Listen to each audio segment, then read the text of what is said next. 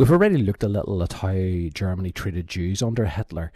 When World War II started, there were about 100,000 Jews living in Germany.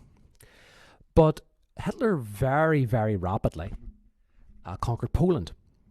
It also had taken in Austria. And with that, Germany gained about 3 million Jews. Now, this creates a problem for Hitler because Hitler wants a world which is Judenfrei, free of Jews. At least he wants a Europe and definitely a Germany which is free of Jews. But he has gone from 100,000 Jews to 3 million Jews under his care.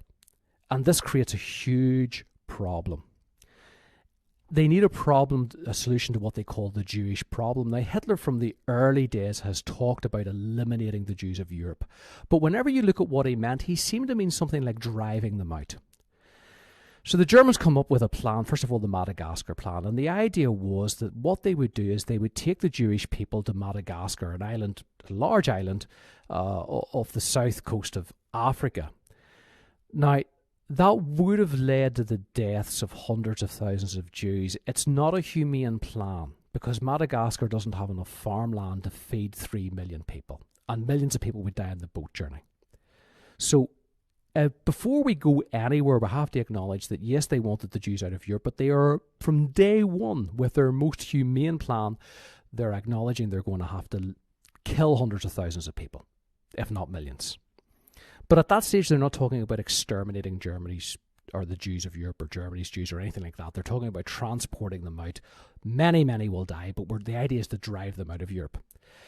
The difficulty is that Germany lost the Battle of Britain, and the Royal Navy would stop any ships leaving Europe, so that plan wouldn't work. So what happened is Jews were forced into ghettos. You would grab all the Jews in an area and you would squeeze them into a small part of town. You wouldn't give them very much food. You wouldn't give them very much in ways of medicine.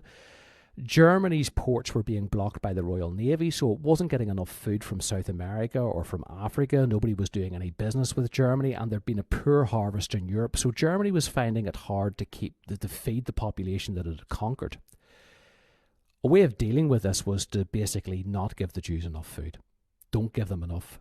And so Jews began to get diseases associated with the lack of food, associated with hunger. Some began to die of starvation as time went on in these ghettos. They weren't particularly clean places. Disease did spread, but this was something that the Nazis had created. It reinforced the Nazi stereotype of Jews as people who weren't clean, who weren't sensible, who weren't workers, because there wasn't very much work to have in the ghettos. So disease and hunger spreads in the ghettos. And in 1941, then, Hitler invades Russia, which brings even more Jews under Hitler's control. Now, the Russian war was a war of annihilation. The Russians were going in with orders to shoot at, as Hitler put it, shoot at anyone who so much as looks at you askance. In other words, if anybody looks at you funny, shoot them. They wanted to kill anyone who could form any sort of threat to the German army. They also planned to take food away from people to feed the German army. And they were aware that if their plan was successful, 20 million Russians would starve. So this was going to be a war of annihilation in which millions of innocent people would die. Groups called the Einsatzgruppen, and they were basically units that went behind the army. They were sent in along with police battalions, and the idea was they were to shoot partisans. But very quickly, as you look at the timeline in 1941, you begin to see very quickly these Einsatzgruppen begin by shooting people who were maybe working for the Russian government.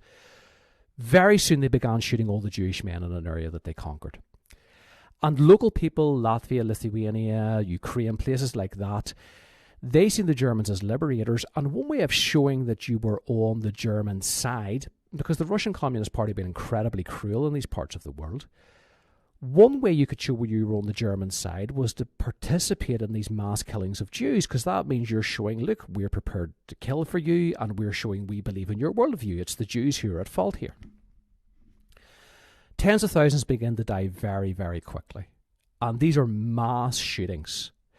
These mass shootings were actually more efficient in terms of the numbers killed than the death camps. You could kill more people in a mass shooting.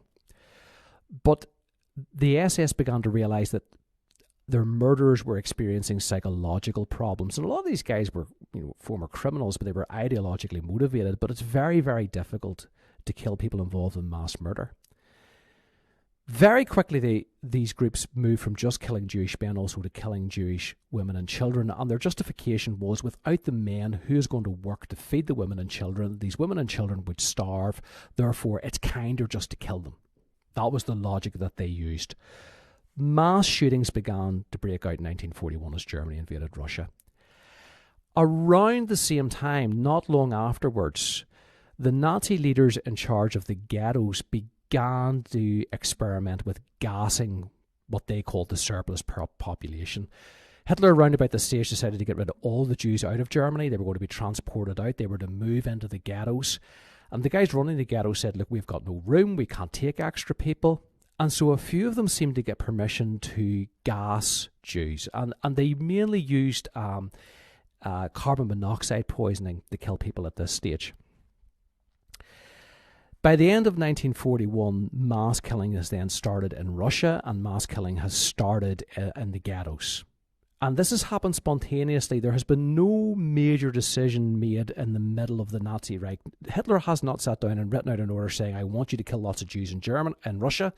I want you to kill lots of Jews in the ghettos.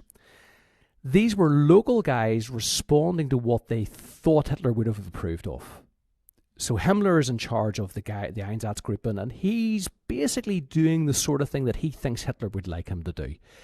The same with the guys who were using gassing to kill guys in the ghettos. They've got a problem. They know Hitler hates Jews. They begin to kill Jews. Early 1942, a few things have changed that are really important to realise. First of all, Germany has failed to capture Moscow. It has failed to destroy the Russian army. America has entered the war. Germany now does not have a clear path to victory. Its war aims are in doubt. One of its war aims was to get lots of living space. Well, that's not likely to happen now.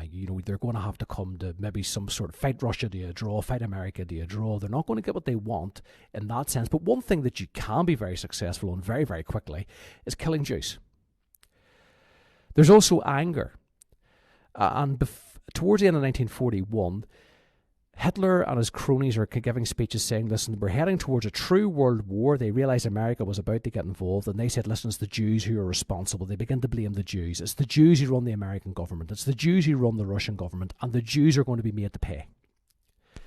They had talked about sending a lot of the Jews basically out of Europe to live in Siberia, which is in northern Russia, very cold, difficult to live in. But of course, they couldn't go through with that plan because they had not defeated Russia. At this stage, in 1942, there's a conference called the Wannsee Conference. Now, it basically seems to be a rubber stamp that all the Jews, on an idea which was already there, they were basically saying, yes, we're going to go ahead with an idea which is already in the air that people have already agreed to. And that was they were going to kill all the Jews in Europe. We're going to kill 6 million people. So that's agreed at the Wannsee Conference. At the Wannsee Conference, the idea seemed to be that they would work the Jews to death. They would put them on road gangs, they would work them, and you would maybe use gas chambers to kill off the survivors, anybody who survived this tough work regime. But soon after that, that plan could not work. The Jews had not been fed enough, they weren't efficient workers. So Operation Reinhardt, it was put into play. That was basically 3 death camps, Treblinka, Belzec and Sobibor. Now, there was another one called Kelmo as well, which was set up. And these camps were death camps. They are not like Auschwitz. Auschwitz is a labour camp and a death camp. So Auschwitz-Birkenau had places that you were taken to be gassed, but they also picked out workers to work on the labour camps as well. The death camps just kill people. That's all they do. They're there to kill people. You were taken in, you arrived, there was a lot of pretense put on, there were bands that played at one of them to try and make it look like you were going to a new home, but you were marched into a place where you're told you would be showered, you were gassed with carbon monoxide poisoning and killed, and that was it. Men, women and children killed. And about 1.5 million Jews were killed in 1942. Polish Jews were just wiped off the face of the earth in these death camps. That was a success from the Nazi point of view. They'd killed all the Jews of Europe, but as the war continues to go on, it looks less and less likely that Germany's actually going to win. So again, what's the one part of Hitler's vision which we can actually accomplish? The death of the Jews of Europe. And so as the war goes on, instead of backing off, the Nazis actually speed this up. And Jews were sent from all over Europe. They reopened Kelmo at one stage. After Operation Reinhardt, they shut the camps down. They destroyed the bodies, but they reopened Kelmo at one stage to kill people. But the camp that did an awful lot of the killing was Auschwitz-Birkenau. And again, people there were either worked to death or they were gassed as soon as they arrived. Young children were all killed. I mean, very young children were just all killed when they arrived. Some were kept for experiments and things like that, and again, killed. I mean, these were just ruthless, ruthless places. You arrived, you died. Some women, a bit more in terms of men, they were kept alive at Auschwitz, and that's where we get a lot of our survivors from. From the death camps, the only survivors we have are people called the Sonderkommando, and those were Jews who were selected to run the death camps. The Nazis were very good at allowing the SS to psychologically distance themselves from the killing. So you would use the Sonderkommando to push people. Guards would push the people into the doors, but Sonderkommando would shut the door. Sonderkommando would turn the gas. But you were making other people do all the killing, so that everybody could say, "It wasn't really me that did it. I was just there." Some Sonderkommando did survive. Some Sonderkommando actually in Treblinka rebelled and actually fought back against their guards, and a number escaped. Some Sonderkommandos smuggled out evidence of the killings that were taking place. So there was Jewish resistance. There was Jewish resistance in 1943 in the Warsaw Ghetto. About 300 German and Ukrainian guards were killed. About 20,000 Jews were killed in that rising. But it was basically the young people in the Warsaw decided that they weren't going to go down without a fight. But the Jews really didn't have very much of a chance. 1944, the Shoah kicked in, and what happened then was the Hungarian Jews were moved in massive numbers to Auschwitz-Birkenau to be killed in huge numbers. And this continued right on towards the end of the war. The end of the war, they tried shutting down the death camps to cover up what they did. Didn't do a tremendously good job. But then the death marches began. They began marching people out of Auschwitz because they didn't want to leave eyewitnesses behind. And they marched them towards the concentration camps in Germany itself, places like Bergen-Belsen. This has created a confusion in our minds. Whenever we found a lot of survivors, they were in concentration camps, but they had been marched hundreds of miles away from Auschwitz to these camps. Concentration camps were set up for political prisoners. They were not set up to kill Jews. So the Jewish experience was mainly in the death camps where you died, or Auschwitz-Birkenau. Concentration camps for a different class of people altogether. But through the death camps, Treblinka, Sobibor, Kelmo, and through Auschwitz-Birkenau, and through the mass shootings which took place in Russia, 6 million Jews at least were murdered by the Nazis in World War II.